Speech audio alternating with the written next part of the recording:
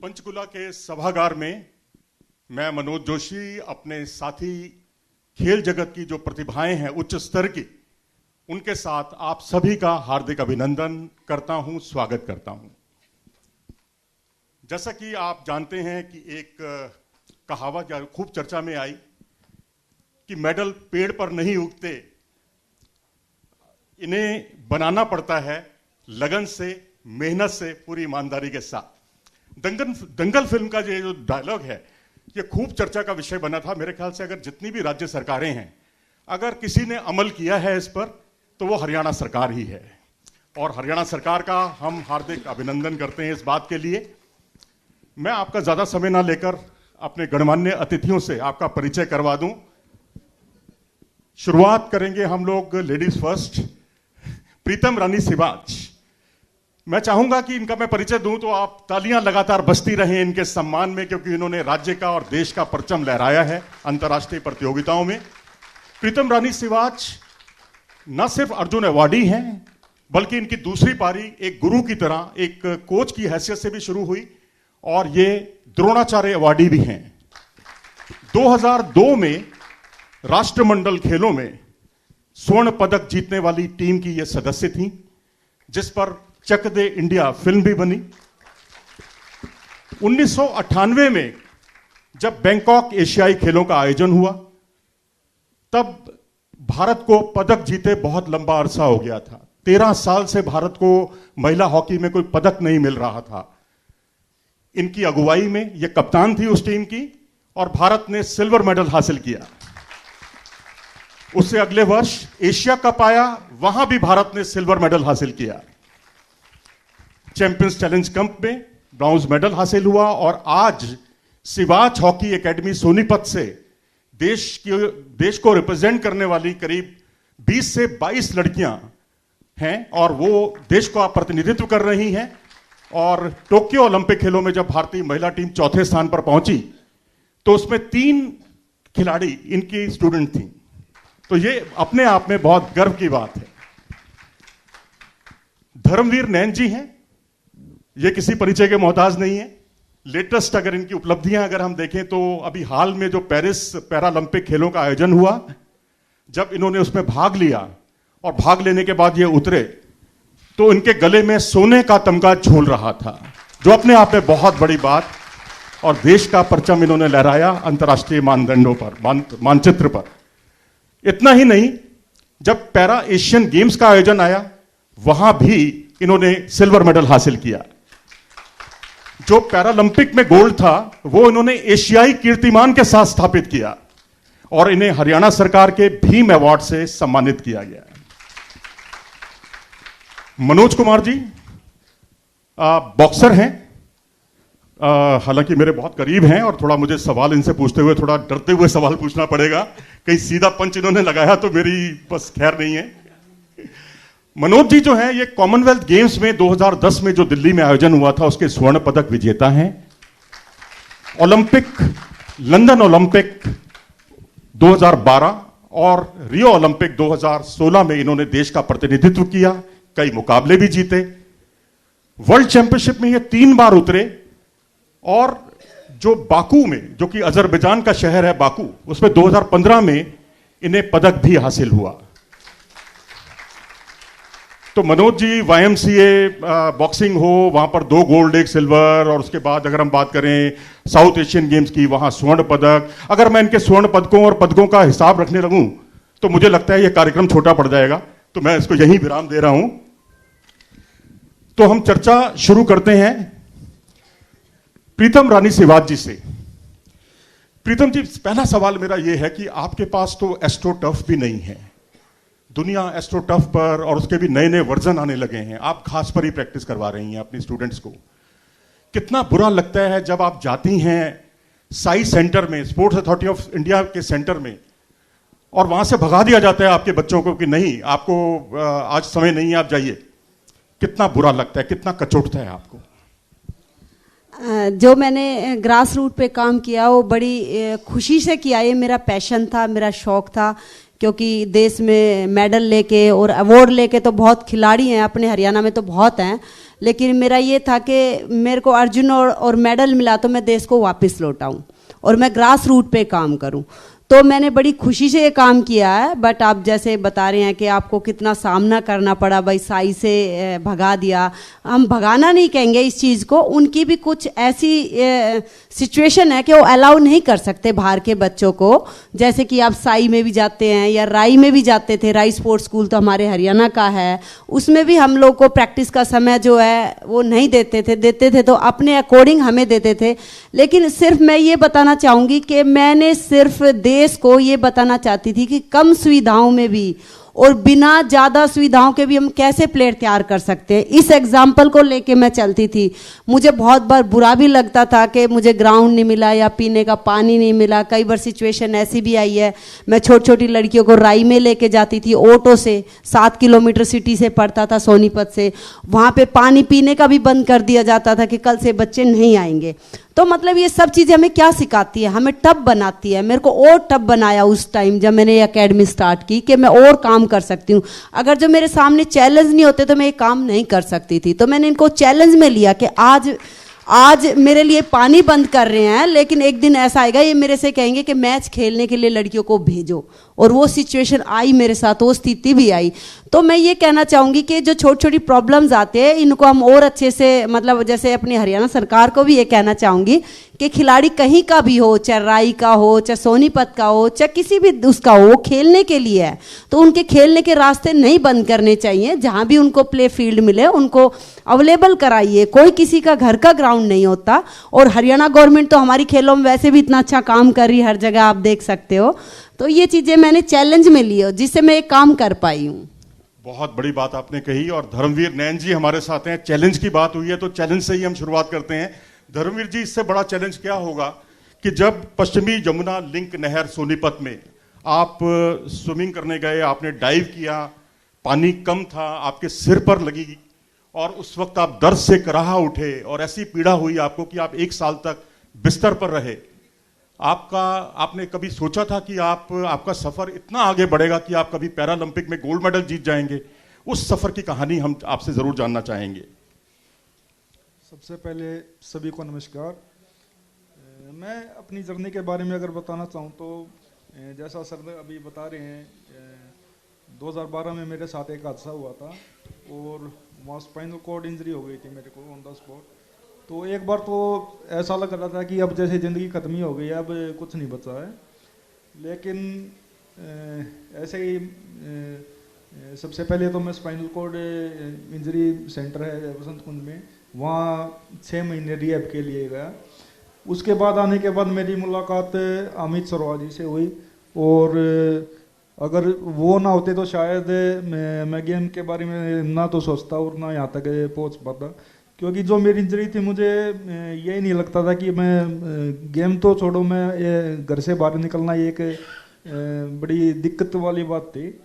और यहाँ तक पहुँचने का श्रेय मैं मेरे कज़न हैं उनको भी मैं देना चाहूँगा। क्योंकि जो आदमी खुद से खड़ा होकर 1 गिलास पानी नहीं ले सकता तो यहाँ तक पहुँचने में जो ट्रेनिंग करानी है या कहीं ट्रैवल करना है या कहीं फॉरेन में जाना गेम खेलने के लिए, तो मेरी ऐसी कंडीशन नहीं है कि मैं अकेला जा सकूं।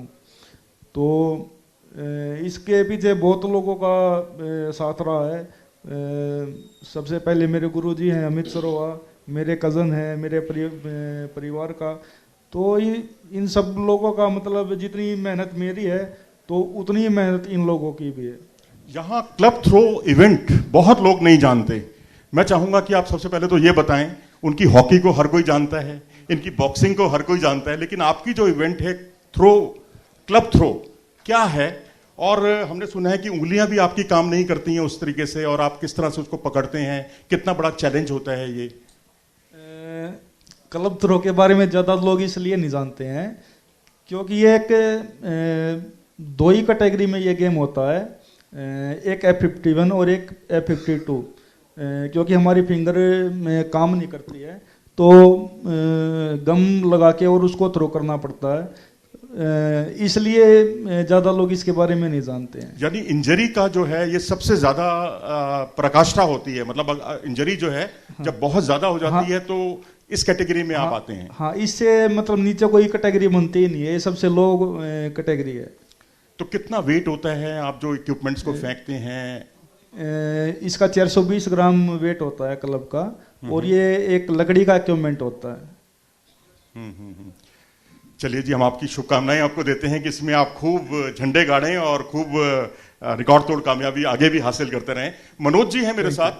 मनोज जी, आप जब भी कभी बॉक्सिंग की बात होती है तो आपने गौर किया होगा, भिवानी स्पोर्ट्स हॉस्टल का जिक्र किया जाता है जहां से बहुत सी प्रतिभाएं निकली, रोहतक का जिक्र किया जाता है, या फिर हिसार का जिक्र किया जाता है। लेकिन ये तो दिल्ली से चंडीगढ़ की जो बेल्ट है उसमें मैं देखता हूं तो हमें सोचना पड़ता है कि कौन, और जब देखते हैं तो एक मनोज कुमार दिखाई देते हैं जो कैथल से आते हैं, और एकमात्र हमें बॉक्सर यही दिखाई दिया जो अर्जुन अवार्ड जिसने जीता।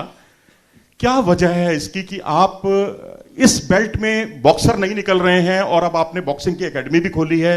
क्या अपेक्षाएं हैं आपकी, किस तरह की मदद मिलती है आपको, और क्या भविष्य की दूरगामी योजनाएं हैं आपकी? देखिए, सबसे पहले तो ITV के माध्यम से मुझे देखने व सुनने वाले सभी देशवासियों को मेरी नमस्कार, राम राम, दुआ सलाम, सत श्री अकाल। जैसा कि आपने पूछा कि पॉलिटिकल स्पोर्ट जहाँ पे होती है वहीं से स्पोर्ट्स नहीं करता है।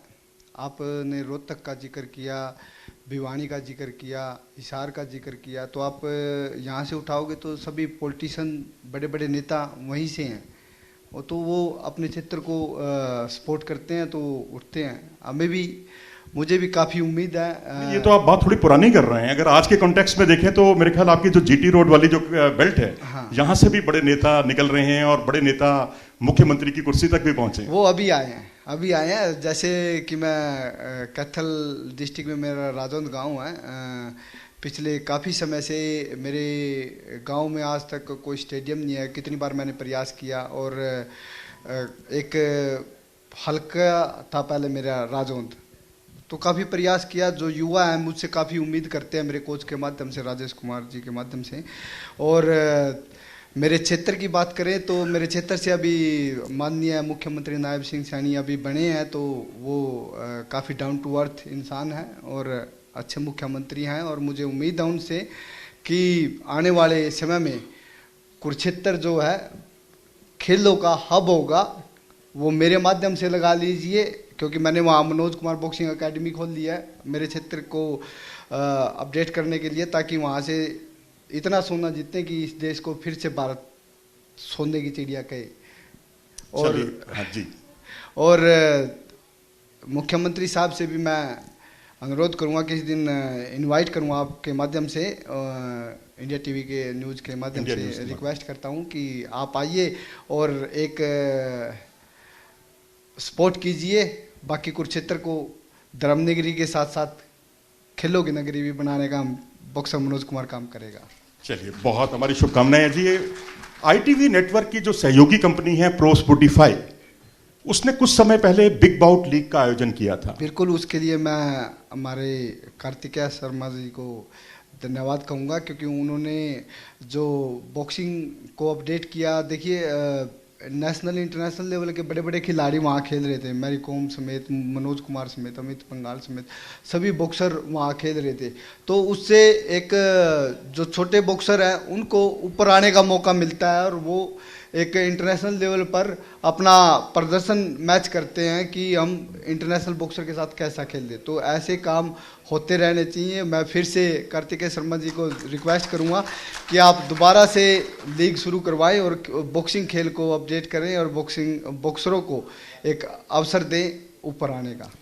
मैं बिग बाउट लीग के बारे में बता दूं कि मैं कमेंट्री कर रहा था और मनोज कुमार धाड़ जिसे कहते हैं मुक्के बरसा रहे थे अपने अपोनेंट पर, और जब हमें उसकी उपलब्धियां पता चली, जो मार खा रहा था वो एशियन चैंपियन था, उज्बेकिस्तान का बॉक्सर, वो कहीं इनके सामने टिका ही नहीं।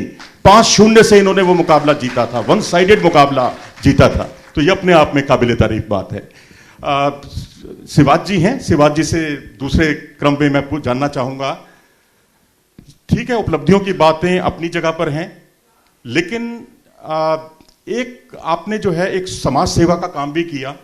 एक जो घटना बड़ी वायरल हुई थी, बहुत चर्चा का विषय बनी, कि एक लड़की आती है स्कूल में एडमिशन के लिए, और ये पूछती हैं उसके माँ से कि भाई आप इतनी उदास क्यों हैं। उन्होंने कहा कि मेरे पति नहीं हैं और मेरे पास फीस भरने के पैसे नहीं हैं। इन्होंने कहा कि मैं आपको फीस मैं भरूंगी इसकी आजीवन, जब तक ये 12th नहीं करती, और मैं इसको हॉकी खिलाऊंगी। और उसके बाद गौर करने वाली बात यह है कि हॉकी इंडिया लीग का आयोजन हुआ अभी पिछले दिनों, फाइनल मैच हुआ, और उसके बाद जिस लड़की को पूरे टूर्नामेंट का बेस्ट प्लेयर का अवार्ड मिला वो ये वही लड़की थी। 20 लाख रुपए का उसको इनाम मिला। कितना गुदगुदाता है ये सब जानकर, जब इस तरह के आपने समाज सेवा से जुड़े हुए काम भी किए।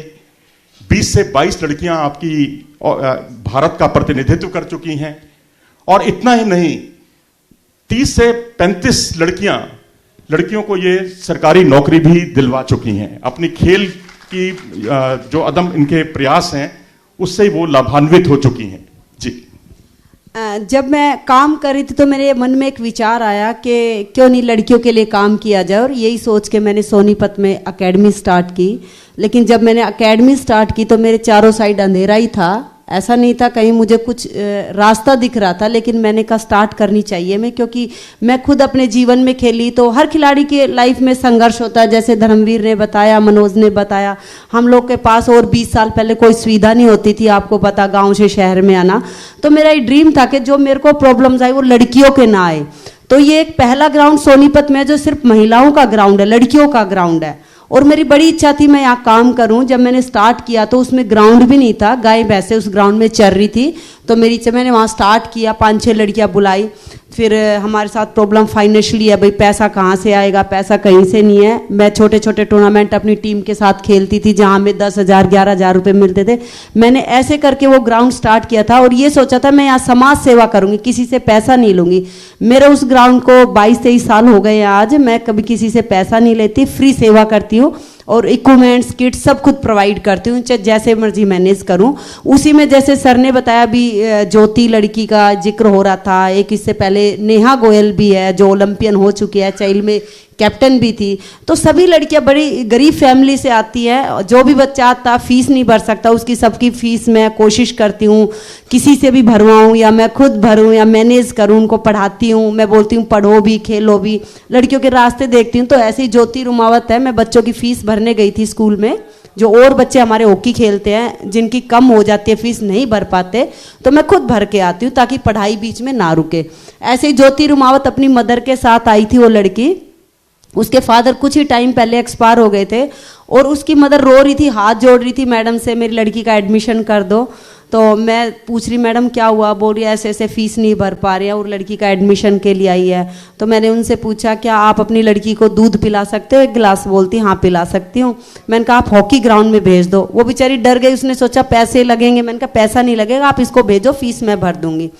तो ऐसे ही वो लड़की मतलब ग्राउंड में आई और बहुत चुलबुली थी, बहुत अच्छी थी। मुझे मतलब लग रहा था वो लड़की टैलेंटेड बहुत थी, क्योंकि बच्चे का टैलेंट पता लग जाता। 6th क्लास में थी और उसकी मदर एक स्कूल में काम करती थी जहाँ 1500 रुपये उसको मिलते थे, जो इसका पीएन का काम करते हैं वो काम करती थी, और उसी से अपने बच्चों को पालती थी।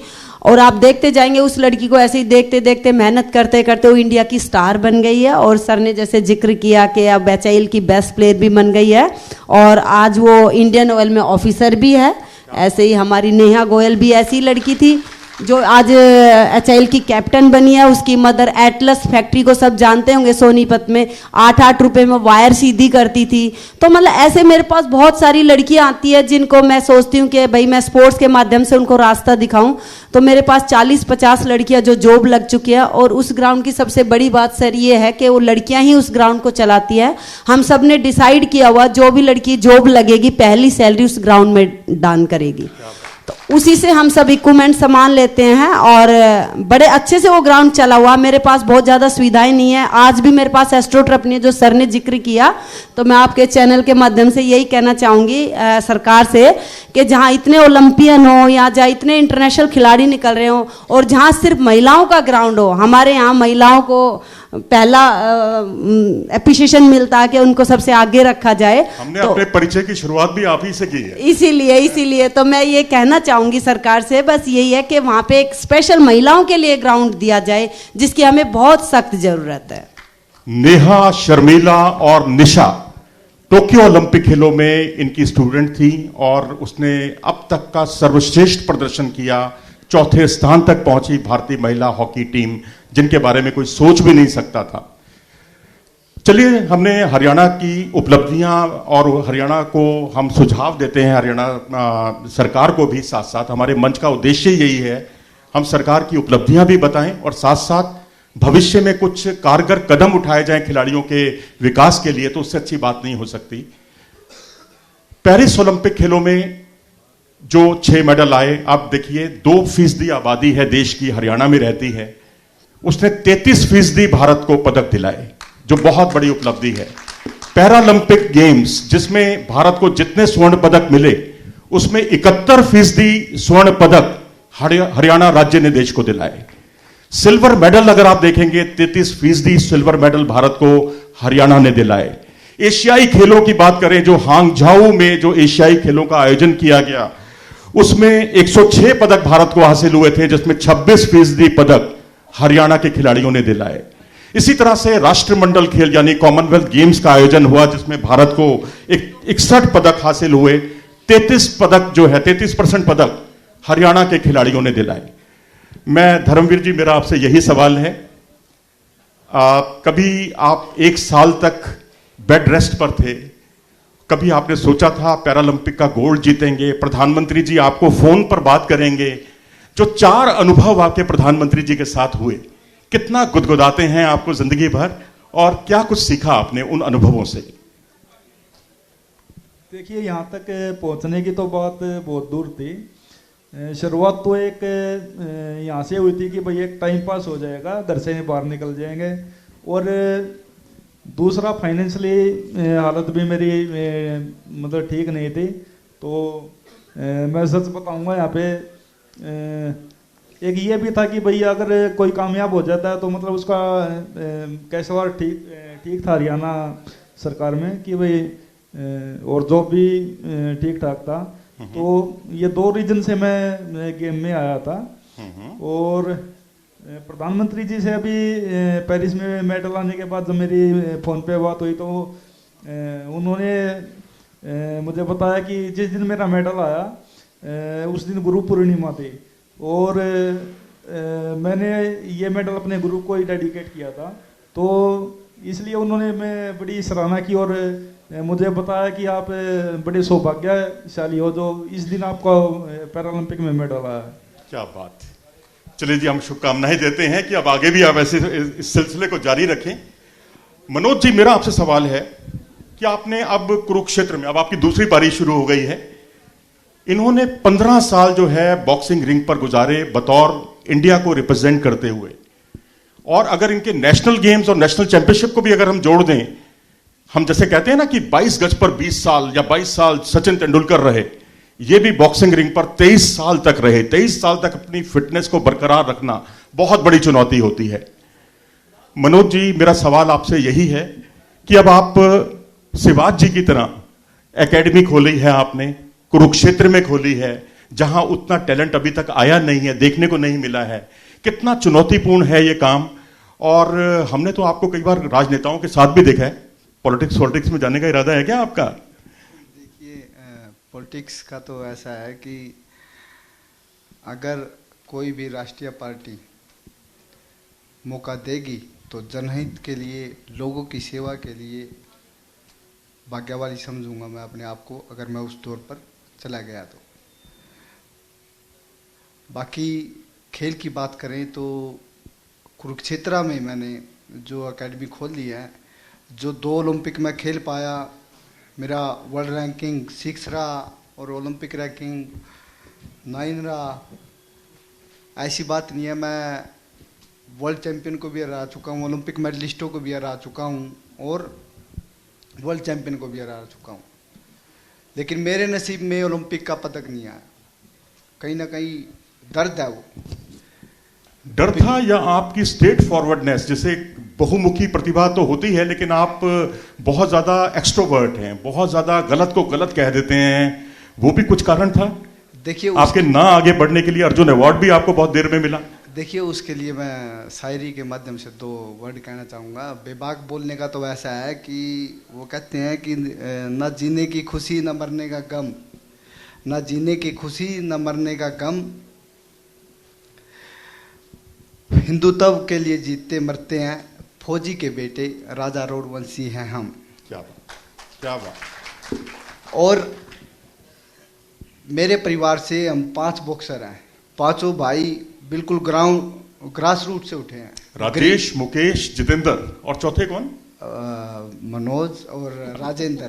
राजेंद्र जी।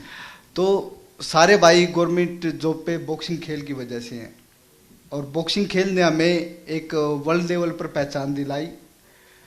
देखिए, जो जिस माध्यम से बनता है या उठता है वो उस माध्यम को कुछ नहीं देता, लेकिन हमारी सोच है, जो हमारे बड़े भाई हैं, मेरे गुरु हैं, ओलंपिक में मेरे साथ गए थे, जो रियो ओलंपिक में राजेश कुमार राजौन, बड़े भाई, गांव का नाम साथ लगाते हैं। तो उनकी सोच है कि हम अपने क्षेत्र को हम क्या दे सकते हैं। तो हमने एक धर्मनगरी को चुना उसके लिए, जैसे महाभारत के लिए कुरुक्षेत्र को चुना गया था, तो उसी तरह हमने धर्मनगरी को चुना। और वहाँ पर सभी भाइयों ने लोन उठाकर अपनी एक एकेडमी बनाई है, ज़मीन खरीदी है खुद से। और उस एकेडमी में अभी तक कोरोना के दौरान बनाई थी, तो बीच में कोरोना के दौरान काफ़ी परेशानियां भी आई, काम बंद हो गया, मिट्टी जो ला के कहीं से खरीद के जगह उठाई थी, किला नीचे था बिल्कुल, तो वो सारी बह गई बारिश में। तो फिर दोबारा से शुरुआत की, और फिर उसके लिए हमने जो है लोन पर सब ने एकेडमी तैयार की, हॉस्टल बनाया 18-20 बच्चों का, और अब तक वहाँ पर 2 बच्चे एशियन में मेडल जीत चुके हैं, इंटरनेशनल लेवल पर, यूथ लेवल पर। और सब जूनियर जूनियर बच्चे इस लाइन में हैं कि आने वाले समय में 2028, 32 आने वाले Commonwealth game, Asian game, Olympic game, तो उनमें उम्मीद है मुझे कि जो मैं नहीं कर पाया मेरे स्टूडेंट करेंगे और देश के लिए सोना जीत के लाएंगे। चलिए जी, अब शॉर्ट में समय की कमी है, मैं जल्दी से एक राउंड शुरू कर देते हैं और अगले 1-1.5 मिनट में हम अपनी चर्चा को विराम देंगे। शाहरुख खान हॉकी में जब वो कहते हैं कि ये वो 70 मिनट हैं जो आपसे खुदा भी नहीं छीन सकता, जब वो 2002 के कॉमनवेल्थ गेम्स पर वो फिल्म बनी, शाहरुख साहब से मुलाकात हुई आपकी? उसके बाद हुई थी, जब ये मूवी बनी थी तो डायरेक्टर जयदीप सानी हम लोग के साथ ही थे 3-4 महीने तक, तो वो सब सुनते थे हम लोग क्या बोलते हैं, तभी उन्होंने पिक्चर में डायलॉग बोला है। आप जल्दी से 30 सेकंड के अंदर आप अपनी बात को खत्म कीजिएगा कि आप 2022 में आपने जो पैरालंपिक या ये कहिए कि पैरा एशियन गेम्स में सिल्वर मेडल जीता, तब से अब तक आपके पास कोई नौकरी नहीं है, और हमें पता चला कि आपके घर में आपकी पत्नी है, आपका बच्चा है एक, और आपकी माँ है। कैसे घर चलाते हैं और कैसे व्यवस्था करते हैं आप? क्या प्राइज मनी से ही घर चलता है? हाँ, देखिए, जो कैश अवार्ड मिल रहे हैं घर तो उससे चल रहा है, लेकिन जॉब का एक मैं ये कहूँगा कि जो 2018 में मेरा एशियन में सिल्वर मेडल आया था, तो उस टाइम पे पॉलिसी थी कि क्लास 1 की जॉब हमको दी जाएगी, और वो फिर बाद में पॉलिसी चेंज हो गई 2021 में, तो उसमें मेरे को सी की ग्रेड की जॉब मिल रही थी, तो वो मैंने नहीं ली। अभी 1 महीना पहले भी हम सीएम नायब सैनी जी से मिले थे और अपनी बात रखी थी कि ये पॉलिसी में थोड़ा डिफरेंस आया है जर्नल में और पैरा में, तो उन्होंने आश्वासन दिया था कि हम आपकी दिक्कत को ज़रूर दूर करेंगे, और हमें उम्मीद है कि वो इसको सोल्व करेंगे। मनोज जी, क्या सुझाव आपका? भविष्य में हरियाणा से इसी तरह से बहुमुखी प्रतिभाएं निकलती रहें, क्या सुझाव देना चाहेंगे सरकार को शॉर्ट में 30 सेकंड के अंदर? देखिए, मैं सरकार को कहना चाहूँगा कि जिस खेल में भी हमारे क्षेत्र में जहाँ से जितने भी खिलाड़ी हैं उनको कुछ ना कुछ जिम्मेवारी दीजिए, और उनकी एक स्कूल में कम से कम फ़ोटो होनी चाहिए हर स्कूल में, डिस्ट्रिक्ट में, जो जिस डिस्ट्रिक्ट से आता है, ताकि उस चेहरे को बच्चे देख के एक मोटिवेशन, खुद मोटिवेशन ले और वो देखे कि भी इन्होंने देश के लिए तिरंगा लहराया है और हम भी देश के लिए तिरंगा लहराएं। वो कहते हैं ना, तिरंगा हमारी शान में, तिरंगा हमारी आन में, तिरंगा में हमारी वही श्रद्धा जो श्रद्धा हमारी हमारे भगवान में। बहुत बढ़िया। देखिए अब हम चर्चा को विराम देते हैं इस उम्मीद के साथ कि मनोज जी अगली बार कभी हमारे साथ मिलें तो कहें कि हमारी एकेडमी से